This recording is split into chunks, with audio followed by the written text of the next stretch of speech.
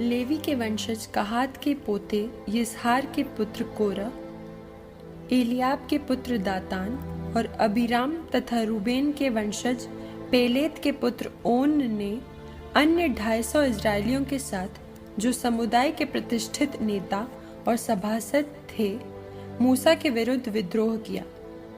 वे एकत्रित होकर मूसा और हारून का विरोध करने आए और बोले, बहुत हुआ, सारा समुदाय और उसके सब सदस्य पवित्र हैं, क्योंकि प्रभु उनके बीच है।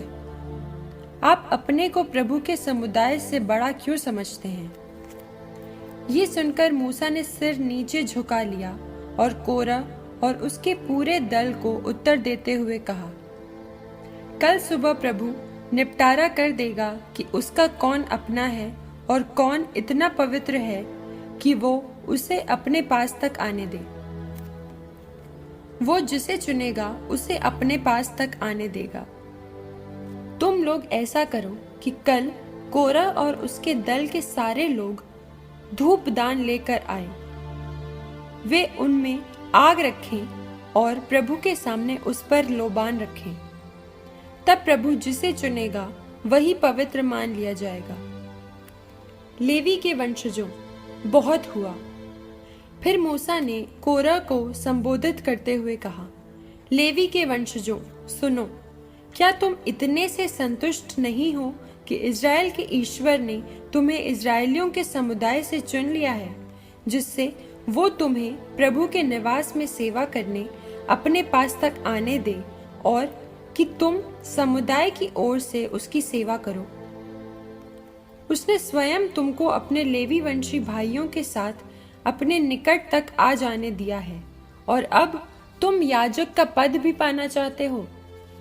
तुम और तुम्हारा सारा दल प्रभु के विरुद्ध एकत्रित हुआ है, क्योंकि हारून कौन है कि तुम उसके विरुद्ध भुनभुनाओ।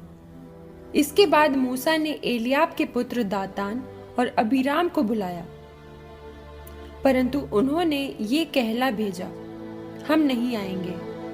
यही बहुत है कि आप हमें एक ऐसे देश से जहां दूध और मधु की नदियां बह रही थीं, इस उजाड़ खंड में बेमौत मारने को निकाल लाए हैं। क्या अब आप हमारा शासक भी बनना चाहते हैं? आप न हमें ऐसे देश में लाए हैं जहां दूध और मधु की नदियां बहती हैं, और न आपने हमें विरासत के रूप में खेत और दाखबारियां दी हैं। आप इन सब लोगों की आंखों में धूल झोंकना चाहते हैं। हम नहीं आएंगे। ये सुनकर मूसा बहुत क्रुद्ध हुआ और प्रभु से निवेदन करने लगा, तू इनके चढ़ावे स्वीकार न कर। न तो मैंने इनसे कोई गधा लिया है और न इनमें किसी का कुछ बिगाड़ा है। इसके बाद मूसा ने कोरह से कहा, तुम और तुम्हारे दल के सारे लोग कल प्रभु के सामने आए। तुम उनके साथ आओ और हारून भी आए। तुम में प्रत्येक अपना धूप दान लेता आए और उस पर लोबान रखे। फिर प्रत्येक अपना धूपदान लाए, अर्थात 250 धूपदान प्रभु के सामने ले आओ। तुम और हारून अपना अपना धूपदान लेकर आना। इसलिए सब ने अपने धूपदान में आग ली, उस पर लोबान रखा और दर्शन कक्ष के द्वार पर खड़े हो गए। मूसा और हारून भी खड़े हुए। कोरह ने सारे समुदाय को उनके विरुद्ध दर्शन कक्ष के द्वार पर एकत्रित किया। तब प्रभु की महिमा सारे समुदाय को दिखाई पड़ी। प्रभु ने मूसा और हारून से कहा, तुम लोग अपने को उनके दल से अलग कर लो, क्योंकि मैं क्षण भर में ही उनका विनाश करने जा रहा हूं। तब वे नतमस्तक होकर निवेदन करने लगे, ईश्वर, सारे प्राणियों के जीवन दाता, क्या तू एक व्यक्ति के पाप के कारण सारे समुदाय पर क्रोध करेगा? इस पर प्रभु ने मूसा से कहा, तुम समुदाय से ये कहो, कोरह, दातान और अबीराम के तंबुओं के पास से दूर हो जाओ। इसके बाद मूसा उठकर दातान और अबीराम के पास गया। इज़राइल के नेता भी उसके पीछे हो लिए। तब उसने समुदाय को संबोधित करते हुए कहा, इन दुष्ट आदमियों के तंबुओं से दूर हो जाओ। इनके किसी भी सामान का स्पर्श न करो, नहीं तो इनके सब पापों के कारण तुम्हारा भी विनाश हो जाएगा। तब लोग कोरह, दातान और अबीराम के तंबुओं से अलग हो गए। दातान और अबीराम निकलकर अपनी पत्नियों और अपने छोटे बड़े बच्चों के साथ अपने तंबुओं के द्वार पर खड़े थे। उसी समय मूसा ने कहा, अब तुम जान जाओगे कि प्रभु ने मुझे ये सब कार्य करने भेजा है और मैं अपने आप कुछ नहीं करता। यदि इन लोगों की मृत्यु अन्य लोगों की तरह हो जाए और इनका भाग्य अन्य मनुष्यों की तरह ही हो, तो समझो कि प्रभु ने मुझे नहीं भेजा है।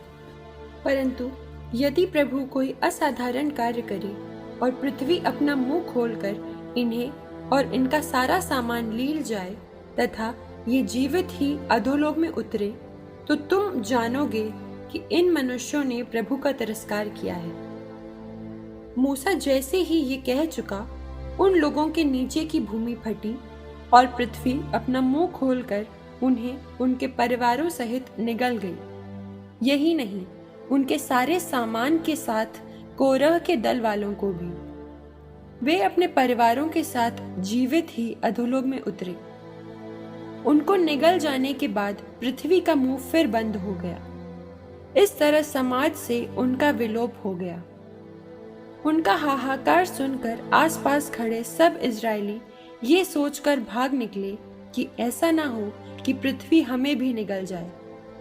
प्रभु की ओर से अग्नि आई और उसने उन 250 लोगों को भस्म कर दिया जो धूप चढ़ाने आए थे।